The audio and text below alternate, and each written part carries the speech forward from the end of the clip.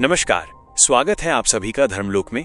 और आज का ये विशेष वीडियो पूरी तरह से सिंह राशि के उन जातकों के लिए है जो 2026 के रहस्य को समझना चाहते हैं।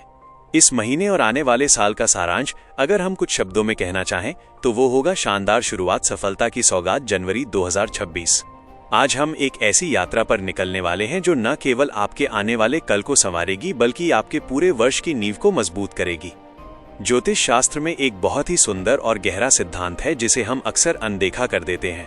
कल्पना कीजिए कि जब एक नवजात शिशु इस धरा पर अपनी पहली सांस लेता है तो उस विशेष क्षण में आकाश में ग्रहों की जो स्थिति होती है वो उसके पूरे जीवन का नक्शा तय कर देती है। ठीक इसी तरह जब नए साल का पहला सूर्योदय होता है, जब 1 जनवरी 2026 की पहली किरण धरती को छूती है, तो उस समय ग्रहों का जो ताना बाना बुना होता है वो आपके पूरे साल का भाग्य लिख देता है। ये केवल जनवरी महीने की बात नहीं है, बल्कि ये वो ब्लूप्रिंट है जो बताता है कि 2026 में आपके जीवन की इमारत कितनी ऊंची और शानदार बनने वाली है। सिंह राशि वालों के लिए यह साल एक अद्भुत संयोग लेकर आ रहा है। साल की शुरुआत ही इतनी भव्य हो रही है कि करियर के स्थान पर चंद्रमा अपनी उच्च अभिलाषाओं के साथ विराजमान होंगे। यह ठीक वैसा ही है जैसे किसी नाविक को समुद्र में उतरते ही अनुकूल हवा मिल जाए। आपका मन, आपका मस्तिष्क आपके काम में पूरी तरह से रमेगा और जब मन काम में लगता है तो सफलता झक मारकर पीछे आती है। लेकिन असली कहानी तो अब शुरू होती है, क्योंकि आपके जीवन के छठे भाव में, जिसे हम संघर्ष और मेहनत का घर कहते हैं, वहां 4 बड़े ग्रह एक महासम्मेलन करने जा रहे हैं। इसका सीधा अर्थ यह है कि कुदरत आपको मेहनत की भट्ठी में तपाकर कुंदन बनाना चाहती है। ये साल आपको आपकी मेहनत का सिर्फ फल नहीं देगा बल्कि उसे कई गुना बढ़ाकर ब्याज सहित लौटाएगा। आइए अब इस पूरे घटनाक्रम को एक कहानी की तरह समझते हैं कि कैसे जनवरी के महीने में तारीख दर तारीख आपकी किस्मत के पन्ने पलटेंगे। सबसे पहले 12 जनवरी की तारीख को अपनी डायरी में नोट कर लीजिए, क्योंकि इस दिन सौंदर्य और वैभव के कारक शुक्रदेव अपना स्थान बदलेंगे। वे पंचम भाव की मौज मस्ती से निकलकर छठे भाव की कर्म भूमि में प्रवेश करेंगे। शुक्र का छठे भाव में आना आपके लिए एक बहुत बड़ा संकेत है। अक्सर हम देखते हैं कि लोग अपनी नौकरी या व्यापार तो करते हैं, लेकिन उनके अंदर उत्साह मर चुका होता है। वे बस घड़ी देखकर काम करते हैं। लेकिन शुक्र के इस गोचर से आपके भीतर अपने काम के प्रति एक नया प्रेम जागेगा। मान लीजिए आप एक कलाकार हैं या किसी प्रोजेक्ट पर काम कर रहे हैं, तो अचानक आपको उसमें इतना आनंद आने लगेगा जैसे आप कोई पूजा कर रहे हो। और शास्त्र गवाह है कि जब काम से प्रेम हो जाता है तो धन की वर्षा होनी तय है। ज्योतिषीय दृष्टि से देखें तो शुक्र आपके करियर के स्वामी है और वे अपने घर से नवम भाव यानी भाग्य के स्थान पर बैठ रहे हैं। इसका अर्थ ये हुआ कि अब आपको अपने कार्य क्षेत्र में ईश्वरीय मदद मिलेगी। हो सकता है ऑफिस में कोई सीनियर या समाज का कोई रसूखदार व्यक्ति अचानक आपका हाथ थाम ले और आपको तरक्की की सीढ़ी चढ़ा दे। वहीं दूसरी ओर शुक्र आपके पराक्रम भाव के भी स्वामी हैं और वहां से वे सुख भाव को देख रहे हैं। इसका मतलब है कि अब तक आपने जो भाग दौड़ की है, जो जोखिम उठाए हैं, अब उनका परिणाम सुकून और शांति के रूप में मिलेगा। जैसे एक लंबी यात्रा के बाद यात्री को अपने घर के आंगन में सुकून मिलता है, वैसा ही मानसिक सुख आपको प्राप्त होगा। आप अपने प्रतिद्वंद्वियों से, अपने कंपटीटर से बिना लड़े ही आगे निकल जाएंगे और एक सौहार्दपूर्ण माहौल का आनंद लेंगे। कहानी आगे बढ़ती है और हम पहुंचते हैं 14 जनवरी के पड़ाव पर। यह दिन आपके लिए सबसे महत्वपूर्ण है, क्योंकि आपके राशि के स्वामी, ग्रहों के राजा सूर्यदेव अपना गोचर बदल रहे हैं। सूर्य का छठे भाव में आना कोई छोटी घटना नहीं है। ये सरकारी तंत्र और सत्ता का प्रतीक है। अगर आप लंबे समय से किसी सरकारी टेंडर का इंतजार कर रहे थे या किसी सरकारी नौकरी के लिए एड़ियां रगड़ रहे थे, तो ये वो समय है जब फाइलें आपके पक्ष में आगे बढ़ेंगी। सूर्य जब छठे भाव में आते हैं तो वे शत्रुहंता योग बनाते हैं।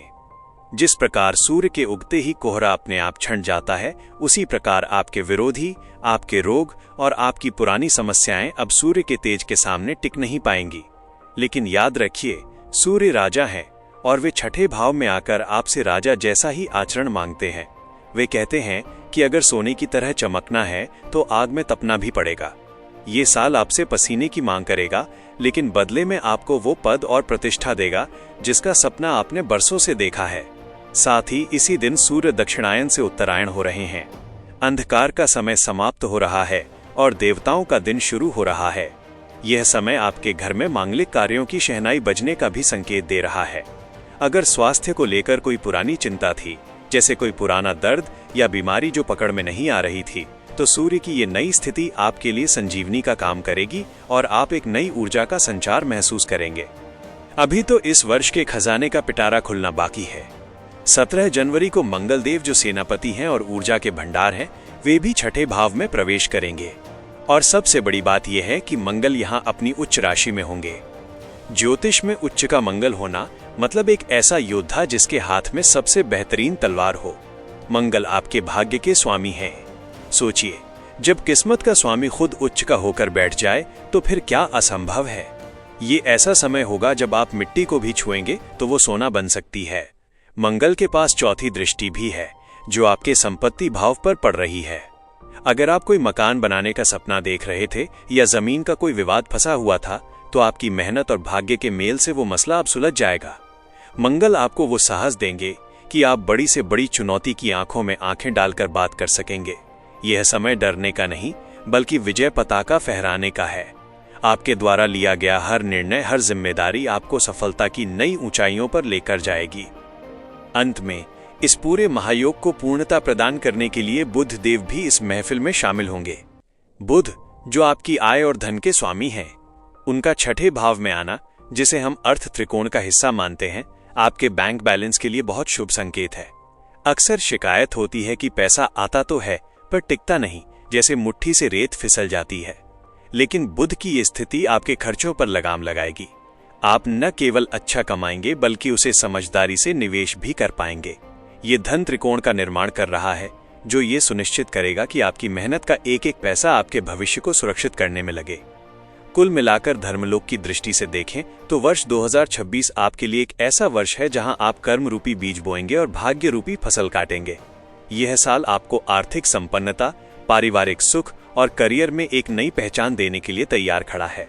मुझे पूरी उम्मीद है कि ग्रहों की इस चाल को आपने गहराई से समझा होगा। अगर मेरी ये व्याख्या, मेरा ये प्रयास आपके दिल को छू गया हो और आपको भविष्य के लिए एक नई दिशा मिली हो, तो अपना प्रेम एक लाइक और सुंदर से कमेंट के रूप में जरूर व्यक्त कीजिएगा।